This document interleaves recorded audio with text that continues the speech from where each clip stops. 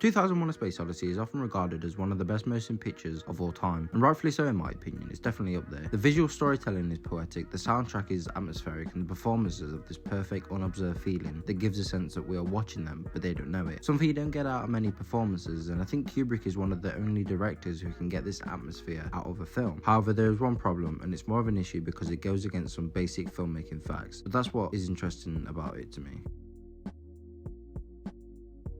Whether you're a writer, director, actor, producer, editor, sound designer, or whatever else you start out as in filmmaking, one of the first things you learn is that a screenplay roughly translates to 1 page per minute in the final film. This isn't the case all the time. There are many films, especially from the 80s and 90s, that have a scripted 90 pages but are 2 hours long. This is especially the case for action films. But 9 times out of 10, the script page count will equal to minutes on screen. This is because the screenplay is the first feel of the final film. It's often called a blueprint. I see it more as an early cut, but the script is, without a doubt, the first thing that has to be done almost perfectly if you want to get a film made. This is why page count is so important, so that whoever is reading it will understand what type of film you want to make and how long it should be, so that schedules, budgets, and many other cogs in the world can be sorted out. But when you're writing, directing, producing, and heavily controlling the editing of a film yourself, a lot of the early basic rules of filmmaking go out the window. They say you have to know the rules to break them, and this is true in cases of the best directors of all time, such as a Tarantino, a Nolan, or a Stanley Kubrick. Now, on the subject of Kubrick, his most talked about, referenced, and probably loved film of all time would go to 2001: A Space Odyssey. That's not me saying it's his best film. Maybe on a technical, objective level it probably is, but art is not objective, especially in film. That's why the most interesting aspects of the filmmaking process of this picture for me is the screenplay and how it's written. The film comes in at 2 hours and 29 minutes, even taking away credits, title sequences, and things like that. It still comes in at well over 2 hours, which is nothing new these days, but sci-fi films and most films at the time didn't really crack over the 2 hour mark. Add to that, the screenplay is just 65 pages, and that's really the main thing I want to get into today. And my question today is,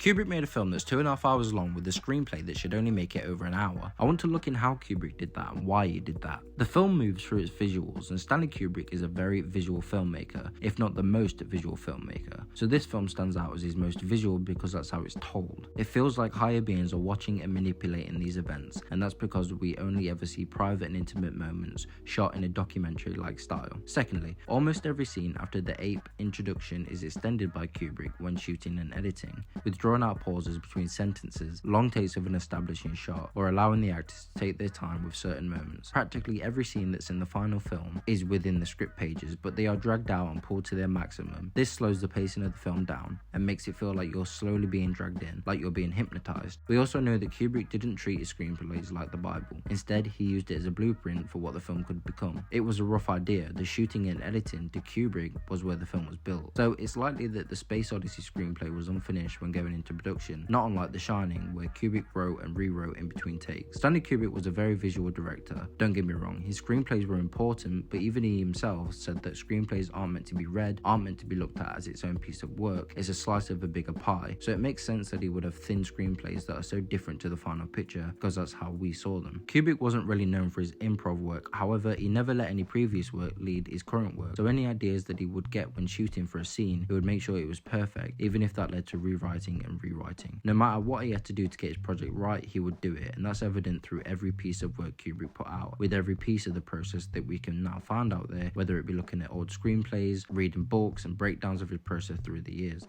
This is vital to understand why and how Kubrick made the art that he did. That's why I chose the topic for this video. Kubrick made some of, if not the best films ever, and we should be looking back at every little step he took with each of his films to achieve that level of perfection he had on everything he worked on. For the most part, Kubrick's work speaks for itself. You can see the hard work, pain, blood, sweat, and tears in the final product, but the physical process needs to be broken down in order for us to truly appreciate his work and make our own art to the best standard it can be at. This is why when Stanley Kubrick co-writes a screenplay that's 60 pages but comes out with a final film that's 2.5 hours long, we have to understand why. Because if we don't understand the process, then we will trap ourselves in a pre-packaged idea of what an artist and or filmmaker should be. Like, if you follow industry and university rules of page to script equals a minute of final film, you as a writer, director, editor, even producer have already trapped yourself in a box. This is something Stanley Kubrick never did. He always tried new ideas, tested theories, and pushed rules of what filmmaking should be. And don't get me wrong, the man knew everything about film you could know at the time he was alive. This is evident with every interview reviewer ever did. His knowledge bleeds through because he put in the work. Also, none of this is to say you should rush a screenplay. Let it be short and just shoot whatever comes to mind on the day. No, Kubrick was a master of planning. He didn't improv, he had a new idea and he formed, shaped, destroyed and reshaped that idea until we got some of the greatest moments in cinematic history. It doesn't mean a film should be long either, because most of Kubrick's films were so deep they had length